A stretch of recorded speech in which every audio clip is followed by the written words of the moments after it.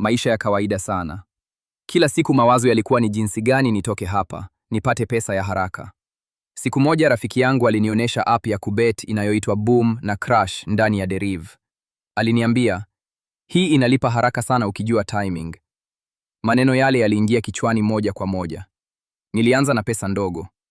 Nilipoweka beti yangu ya kwanza kwenye Boom, ndani ya sekunde chache tu, mshale ulipanda ghafla. Nikapata faida. Moyo ulidunda kwa furaha. Nilihisi kama nimegundua siri ya pesa ya haraka ambayo watu wengi hawaijui. Siku zilizofuata niliendelea kubet. Kila nikishinda niliongeza kiwango cha pesa. Nilianza kuamini kuwa nina uwezo wa kusoma soko. Nilijiona mjanja kuliko mfumo. Kila ushindi ulizidisha tamaa ya kutaka zaidi.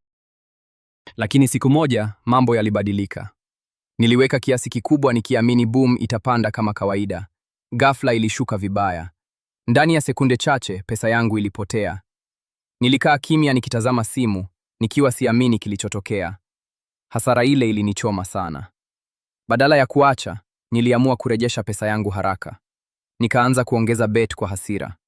Kila nikiweka, soko lilionekana kwenda kinyume na nilivyotarajia. Nilizidi kupoteza. Usiku huo sikulala. Nilikuwa nawaza tu namna ya kurudisha pesa. Asubuhi niliweka tena. Nilishinda kidogo, nikahisi tumaini. Lakini tamaa ilinifanya niendelee. Mwisho wa siku nilijikuta nimepoteza zaidi ya nilichokuwa nacho.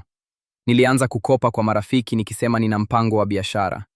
Ukweli ni kwamba nilitaka tu kurudi Boom na kurejesha hasara. Kila nikiingia, nilikuwa na hofu na tamaa kwa wakati mmoja. Siku moja nilikaa nikajiuliza, hivi ninafanya nini? Niligundua sikuwa nafanya biashara, nilikuwa nafanya kamari.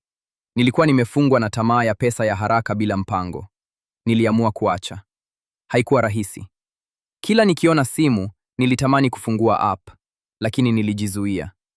Nilianza kutafuta njia halali za kupata kipato, hata kama ni kidogo. Leo nikikumbuka, najua Boom ilinifundisha somo kubwa. Hakuna pesa ya haraka bila hatari kubwa. Nilijifunza nidhamu, uvumilivu na thamani ya kutafuta pesa kwa njia sahihi. Subscribe, like na comment kwenye chaneli yangu ili kupata stori mbalimbali za chuoni zenye lengo kuu la kujifunza. Asante sana. Tukutane muda mwingine.